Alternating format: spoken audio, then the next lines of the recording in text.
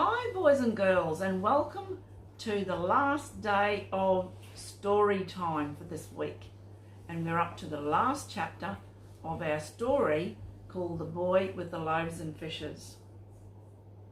Remember where we left it yesterday? Simon had got into the crowd and he was thinking about his loaves and fishes that he had. The other people were sitting quietly in companies together, waiting, their faces turned towards Jesus. The disciples came back to him. Jesus took the loaves from Simon's basket and held them in his hands. Then he looked up to heaven and said grace, blessing the loaves in his hands. He broke them into pieces and then he broke the fishes too. Simon watched. With each piece of broken bread, Jesus put a bit of the pickled fish. He handed them to the waiting disciples, and at once they began to go among the people to feed them. Jesus went on breaking up the bread and the fish. Again and again the disciples came back to him and then went to the waiting crowds and gave them the food. More and more people were fed, dozens of them. Hundreds of them, yes, thousands. Simon watched in awe and amazement. How could his 5 loaves and 2 little fishes feed so many people? He had only brought enough for himself to eat during the day, but in Jesus' hands, his basket of food became enough to feed these hungry thousands. It was a miracle. A miracle, said Simon to himself, his eyes shining. I have seen a miracle done with my own little loaves and fishes. Because he pitied the hungry people, Jesus had taken my basket of food and made it enough for us all. How glad I am I forgot to eat it. Everyone ate and there was enough to spare. Jesus and the disciples ate too. And Simon ate with them. The bread and the fish tasted exactly the same as usual, although Simon thought they might taste different because of the miracle. Jesus turned and smiled at the proud little boy. Simon spoke to him shyly. Did you like the fish? He asked. I caught them myself. And my mother made the loaves. You must tell her what happened to them, said Jesus. And now see, everyone has finished. Go around with my disciples and pick up the pieces. Jesus did not like the food to be wasted, and neither did he wish the lovely hillside to be spoilt by so many scraps. Simon went with the disciples to pick up all the pieces. And to his great amazement, they filled 12 baskets. I brought only the one small basket of food, but we have filled 12 with the crumbs, he said to the disciples in wonder. Truly, your master is a wonderful man. If I were old enough, I would follow him too.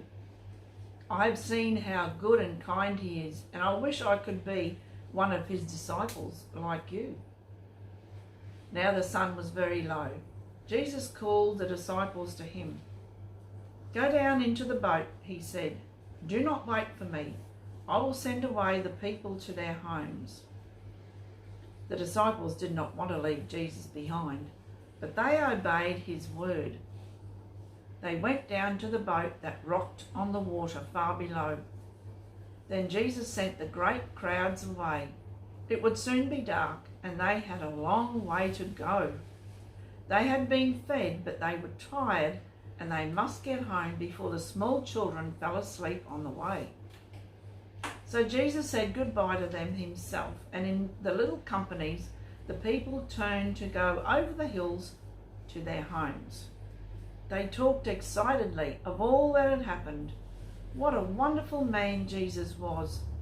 If only he could be their king. How they loved him and honoured him.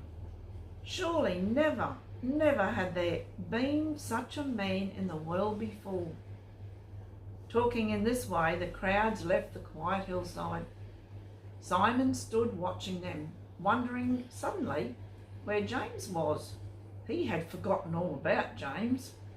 What had happened to him? Did he know about the loaves and the fishes? A voice called to him, "Simon, where were you all day? When I saw you at last, you were with the disciples. You were quite near Jesus. How did you get so close?" "James, did you have some of the bread and the pickled fish?" said Simon, running to James and taking hold of his arm. "Of course I did. Everybody did. I'd eaten all my food and I was very hungry." "James, the bread and the fish you had were the loaves my mother baked and the 2 fish I caught with you yesterday," said Simon. "I know you can't believe me, but it's true." Jesus took them and broke them, and there was enough for everyone. It was one of his miracles. I saw him. It was my bread and fish. "Oh, Simon," said James in amazement, "what will your mother say?" "Let's go and tell her," said Simon, excitement sweeping over him again. "Come quickly." They darted off, leaving the empty hillside. Then Simon saw, not far away, walking steadily along the hill path that led to the high mountain, a figure that he never forgot all his life long. It was Jesus. Jesus was alone. He was tired. He wanted to pray to God, his Father. He was walking up the high mountain where he would pray for strength and be near to God. Simon pulled James back. "Look, there he is. You can almost see the goodness shining out of his face. We've seen the greatest man in the world, James. He must be going to the mountain to pray. Let us be quiet and go another way." The boys ran off quietly, thinking of the silent figure they had seen walking alone. Then they remembered the excitements of the long sunny day, and Simon began to shout as they came near to his home, gleaming white in the falling twilight. "Mother, Mother, are you there? I've had the most wonderful day of my life." Simon's mother looked up as the boy rushed in at the door, followed by James.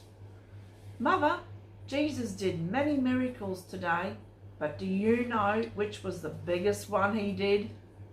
He took your bread and the 2 little fishes I caught, and he fed thousands of people with them." "Tell me too," said Ruth. So Simon sat down and told his family again and again and again all that had happened that day. "I have seen Jesus," said Simon, "and I have seen a miracle. Surely nothing can ever happen to me more wonderful than this." And that's the end of the story, boys and girls. And just like Simon wanted to be one of Jesus' disciples, you can be too. The Lord bless you, and we'll see you next week with another story. Bye for now.